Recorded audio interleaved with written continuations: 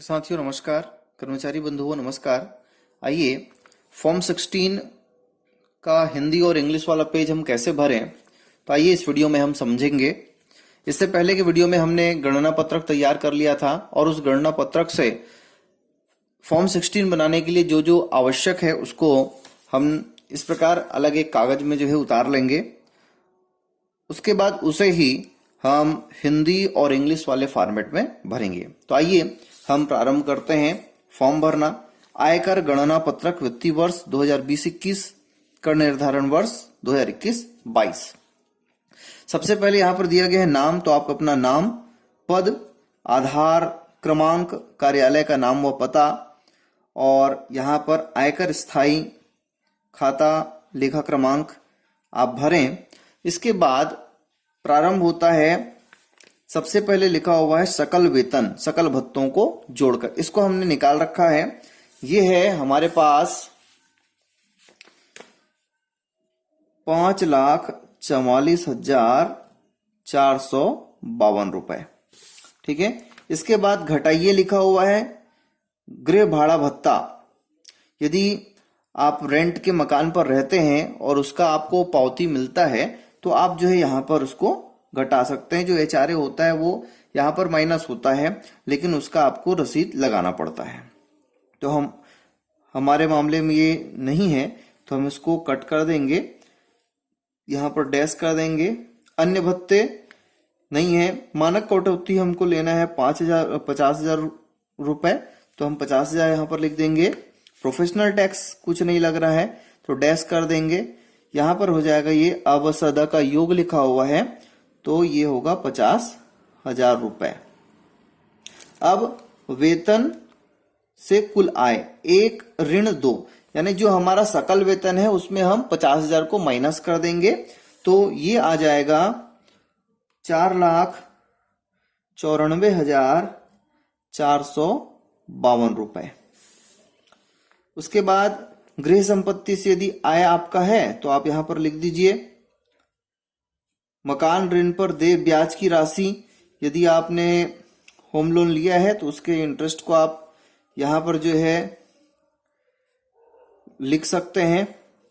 तो हमारे पास नहीं है तो हम डैश कर देते हैं। यदि आपने एफडी किया है, उस पर इंटरेस्ट आपको मिल रहा है, तो आप यहां पर लिखना है उसको। परीक्षा अन्य पारिश्रमिक कमीशन आप यदि प्राप्त किए हैं तो यहां पर आपको उसको ऐड करना है।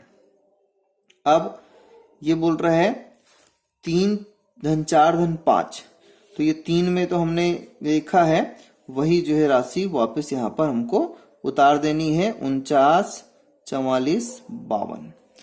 अब हम देखते हैं 80C आ गया है। घटाइए चैप्टर 6A के तहत हमको घटाना है। क्या क्या घटाना है? तो पहला है सामान्य भविष्य निधि में अंशदान।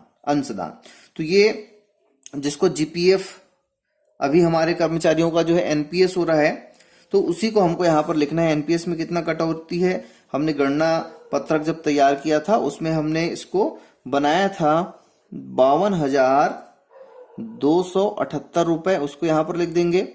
जीवन बीमा प्रीमियम आप जितना पटाते हैं वर्ष भर में उसको कैलकुलेट कर लेंगे। तो मैं पटाता हूँ 60,165 रुपए, उसको मैं यहाँ पर लिख दूंगा। समूह बीमा जो है 300 रुपए प्रति माह है, 3600 रुपए।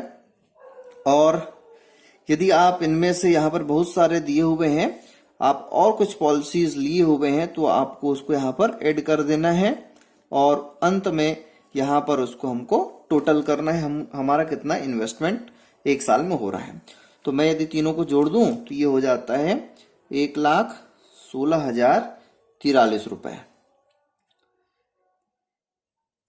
उसके बाद हम देखते हैं अगला पेज, चिकित्सा बीमा प्रीमियम यदि है किसी का, यदि विकलांग है तो विकलांग लोगों के लिए 75,000 और 1,25,000 जो है गहन विकलांगता की स्थिति में जो है यहाँ पर अलग से छूट मिलता है।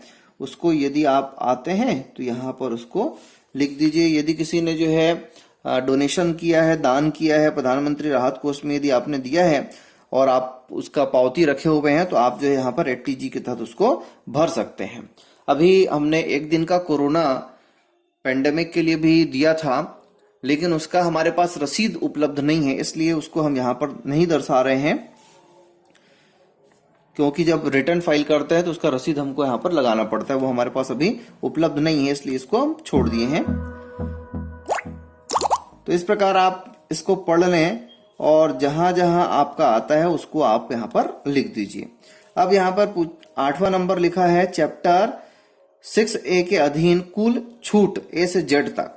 तो हमने कुल छूट की राशि जो बनाई है वो है 1,16,043 रुपए। तो 1,16,043 रुपया हम यहाँ पर लिख देंगे। अगला जो पॉइंट है वो है कर योग्य आय। तो ये कर योग्य आय क्या है? 6 ऋण 8। 6 क्या होता है? 6 आप देखेंगे तो 6 होता है जिसमें सकल आय में मानक कटौती जो हमने किया 49, 44, 52, यही जो है नंबर 6 है। इसमें हमको 8 करना है, यानी कि जितना भी हमने 80G के तहत 80C के तहत जितना हमने लिखा है वो आ जाएगा। तो वो हमारा है कितना? 1,16,043 रुपए। उसको हम माइनस कर देते हैं तो कर योग्य आय आ जाता है, और वो कर योग्य आय कितना है? 3,78,409। तो यहां पर हमको इसी को लिखना है कर योग्य आय में 3,78,409 रुपए। अब देखिए ये हमारा कर योग्य आय हो गया। यहां पर कर योग्य आय में बताया गया है कि यदि 2.5 लाख रुपए तक का आय आप प्राप्त करते हैं तो वहां पर आपको शून्य लगता है, आपको कोई जो है पैसा पटाने की आवश्यकता नहीं है, कर देने की आवश्यकता नहीं है। तो हम यहां पर देखिए 3,78,409 रुपए में 2.5 लाख रुपए माइनस कर देते हैं तो आता कितना है? 1,28,409 रुपए। तो ये जो है वो कौन से रेंज में आएगा? 2.5 लाख 1 रुपए से लेके 5 लाख तक। तो इसमें हमको 5% कर देना है। तो इसको यदि हम निकालें तो 1,28,409 गुणित 5/100, या कैलकुलेटर में आप टाइप कर दें 1,28,409 गुणित 5 और परसेंट का बटन। तो जैसे ही आप दबाएंगे तो उत्तर आ जाता है यहां पर 6420। अब ये 6420 हमको जो है यहां पर टैक्स लग रहा है, लेकिन आगे जब हम देखते हैं तो यहां पर 11वां नंबर पर लिखा हुआ है ऐसे करदाता जिनकी कुल आय 5 लाख रुपए तक हो 12,500 रुपए की छूट धारा 87A के तहत। तो हम देखते हैं कि कर योग्य आय हमारा कितना है? 3,78,409 रुपए। यानी हम इस क्राइटेरिया में आ रहे हैं जिसमें 5 लाख तक का कर योग्य आय हमारा नहीं है। तो यहां पर हम देखिए 5 लाख तक क्या करना है? ऋण कर देना है 12,500 रुपए। तो यदि हम 12,500 रुपए करते हैं तो माइनस में हमारा टैक्स आता है 60-80। तो हम उसको यहां पर लिख देंगे -60-80। इस प्रकार हमें कोई भी टैक्स पटाने की जरूरत नहीं है।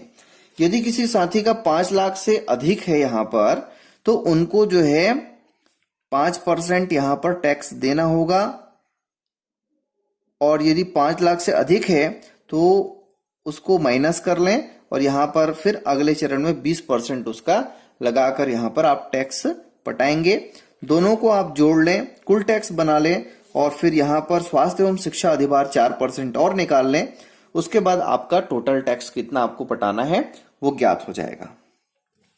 अब बात आती है कि जो हमारे सीनियर टीचर हैं या सीनियर कर्मचारी हैं उन लोग प्रति माह वेतन कटवाते हैं, तो आप कितना कटवा चुके हैं? गणना पत्रक से आप यहां पर उसको लिखिए, कितना कटाना है, शेष आयकर की राशि उसको आप लिख दीजिए। इस प्रकार ये हिंदी वाला फॉर्म हम भर सकते हैं। आइए अब देखते हैं इंग्लिश के फॉर्म 16 को हम कैसे भरें। तो यदि हम इस फॉर्म को देखें तो सबसे पहले यहां पर लिखा हुआ है name and address of the employer.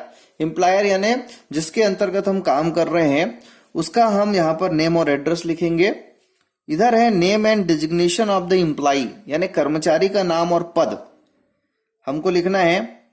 अगला बिंदु है PAN number of the deductor, जो डिडक्टर है उसका पैन नंबर। उसके बाद है टैन नंबर ऑफ डिडक्टर, ये हमको लिखना है। फिर यहां पर आता है PAN number of the employee, यानी कि कर्मचारी का यहां पर आपको पैन नंबर लिखना है। उसके बाद इसमें पहला बिंदु है वो है ग्रॉस सैलरी। फिर ये ग्रॉस सैलरी हमको कहां से मिलेगा? सकल वेतन, जिसको हमने गणना पत्रक से लिखा है वो है 54, 44, 52। ये डैश डैश हो जाएगा, यहां पर हो जाएगा 54, 44, 52। यहां पर लेस यदि आप करना है, आप यदि आते हैं कुछ तो आप इसको यहां पर एचआरए वेचारे यदि नियमानुसार आप आ रहे हैं तो आप इसको लिख सकते हैं। तो हम अभी नहीं आ रहे हैं तो डैश कर देते हैं और इसको फिर से उतार देते हैं 54, 44, 52। उसके बाद स्टैंडर्ड डिडक्शन हमको लेने हैं 50,000 रुपए, तो हम यहां पर कर देंगे 50,000 रुपए। 3 - 5 तो ये हो जाता है 49, 44, 52। उसके बाद आपका हाउसिंग लोन का इंटरेस्ट यदि आप पटा रहे हैं तो यहां पर आप उसको लिख दीजिए। हम नहीं पटा रहे हैं तो हम नहीं लिखेंगे। तो यहां पर क्रॉस टोटल इनकम हो जाएगा 49, 44, 52। ये पहला पेज हो गया। सेकंड पेज हम देखते हैं तो यहां पर deduction under chapter 6A, ATC, ATCCC और ATCCD के तहत।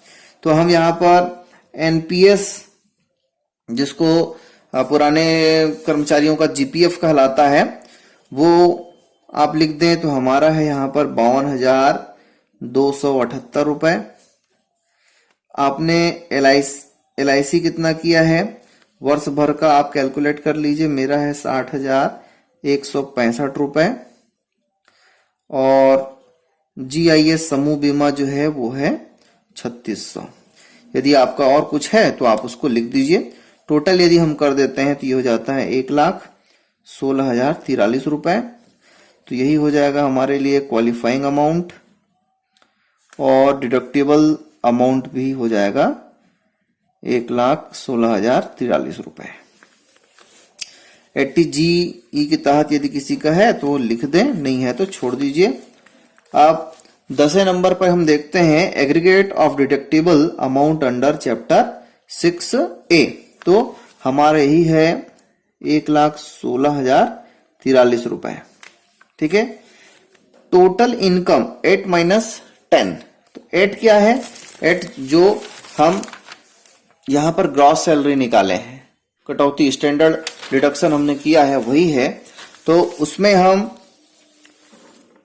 माइनस कर देंगे। तो आप देख पा रहे हैं ये 49, 44, 52 ऋण बीमा, GPF या NPS और समूह बीमा में जितना भी आपने इन्वेस्टमेंट किया है उसको माइनस कर देंगे। उससे आ जाता है कर योग्य आय, टोटल इनकम। तो मैं लिख दूंगा यहां पर 37,84,09,09। तो ये हो गया हमारा कर योग्य आय। अब इस पे total tax on total income. तो टैक्स सबसे पहले हम जो है 2.5 लाख रुपए माइनस कर लेंगे। 2.5 लाख के बाद जो अमाउंट आता है, जैसे हिंदी के में हमने यहां पर निकाला था 1,28,409 का 5% हम निकालेंगे तो ये हो जाता है 6420, है ना। तो इसको लिख देंगे हम 6420। अब जो है यहां पर हमको लेस करने हैं, तो लेस जब कर देते हैं 12,500 तो ये आ जाता है माइनस में 6080। तो उसको हम लिख देंगे 6080। और balance tax on total income, तो ये हमारा सब नील हो जाएगा उसके बाद। ठीक है। तो इस प्रकार हम देखते हैं कि इस पर हमको जो है किसी भी प्रकार का टैक्स पटाने की आवश्यकता नहीं है।